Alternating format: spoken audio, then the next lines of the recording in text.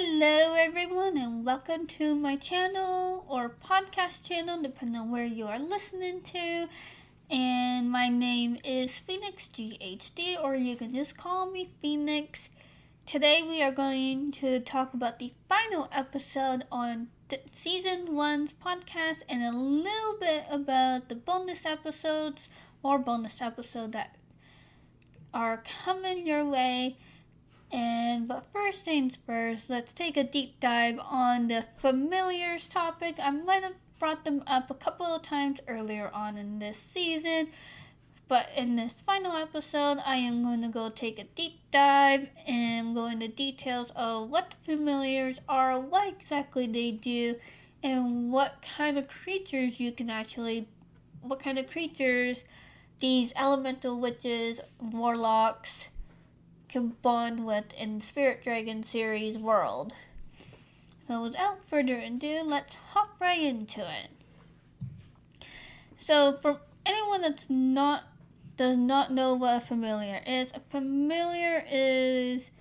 a animal or a person, more so animal than person. More so animal than person in the elemental witches world anyway. And they bond with them, and they use them like a portal or storage source that can store extra magic, which helps the extremely powerful ones to store their magic in this animal. Now, the stronger the animal is, the more they can handle. At some point in time, the animals do hit their limits, and then they're not able to. These familiars are the kind of familiars that you can actually bond with here. It depends on the element that you use. So for witches and warlocks, they use the earth elements. They can bond with any earth element animals, so like lion, bear, hawk. Well, not so much a hawk, but lion, bear, wolf, deer, kind of thing.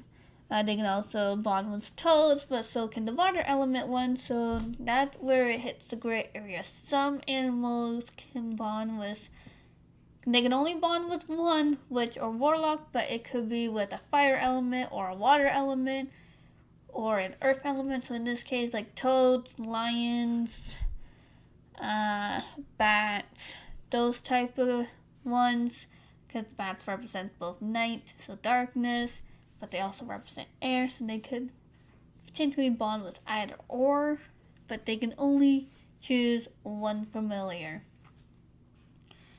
And as for the bonds, they use like a special kind of spell and a potion on top of that to help with the bond.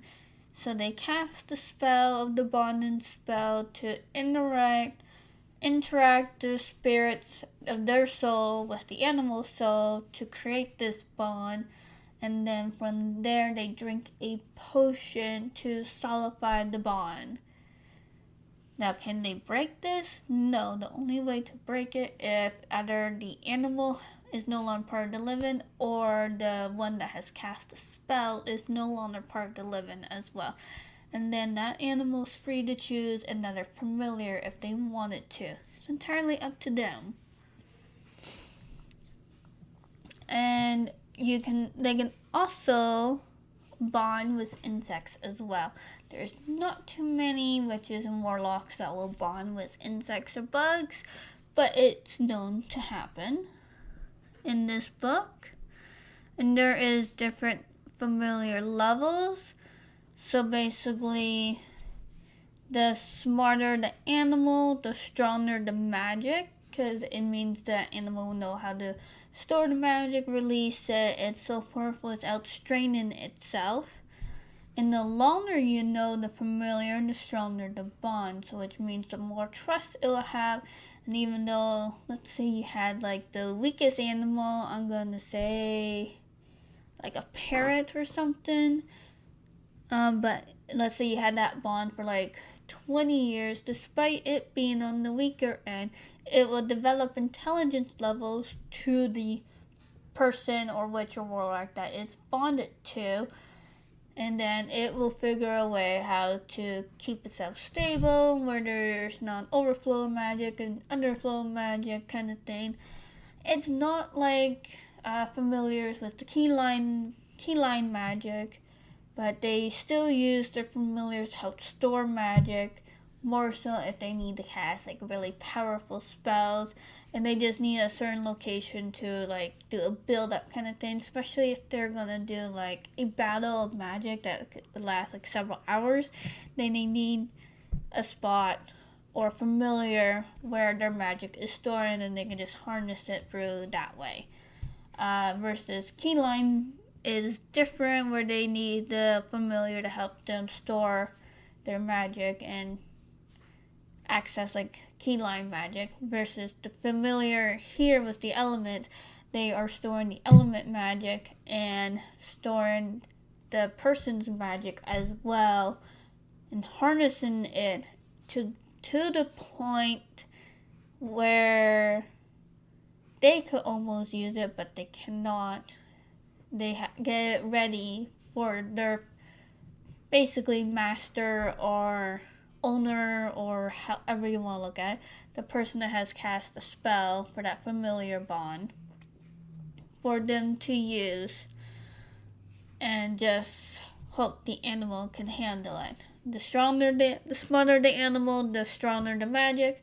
So which means the more they can handle. Well, the weaker ones can handle a certain amount. A weaker amount, yes, but eventually they'll be able to handle a larger amount if they, with the bond being like several years old kind of thing. And that goes same with the smart ones as well.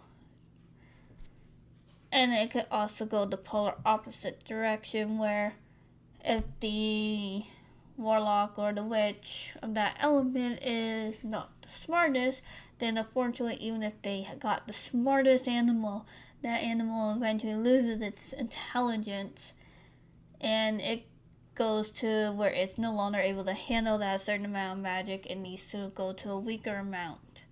So it's a two-way street kind of situation.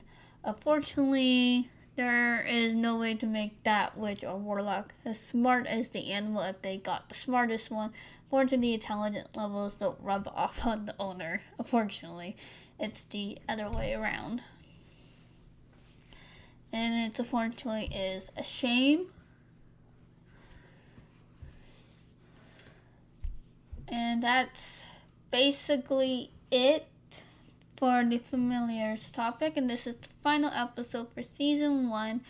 There will be either one bonus episode or 2 bonus episodes. One for sure with the short story or novella kind of length, where I will be reading that to you. Heads up, I am not professional, so I'm not able to change my voice to something random to indicate like a male character, but I can do storytelling kind of stuff. I'm just not a professional in that, so that will be more for a fun situation than a professional one. This way you guys and everyone, girls, boys, ladies, gentlemen, and everyone in between can see, visualize, or hear what the story is and get an idea of what the world is truly about, other than what I'm talking about per episode. And this way, if there is any questions, I can actually answer those. And if there's enough questions, so that will be the second bonus episode. And then I'll answer those ones just on the Element Witch. There will be a season 2. I just don't know when that will be posted. It will all depend on when I get the bonus episodes up and loaded as well.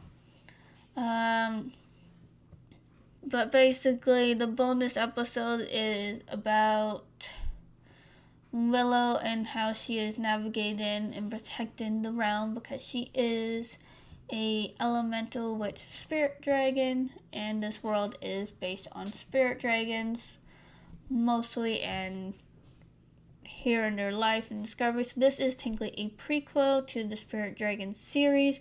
However, it's still connected to the Spirit Dragon world. This way everyone has an idea. Anyways, that's it for now. I don't know when I'll upload that bonus episode. Thank you so much for listening or watching the podcast, whichever one it is that you're doing. And I hope you enjoyed it. Please leave a comment somewhere down below or somewhere on the podcast.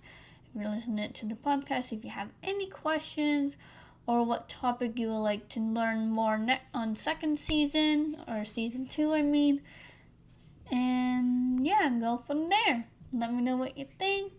I am actually new to this, so I don't know how well this all going to work out, but I'm enjoying the learning curves. Anyways, I will see you all next time. Bye.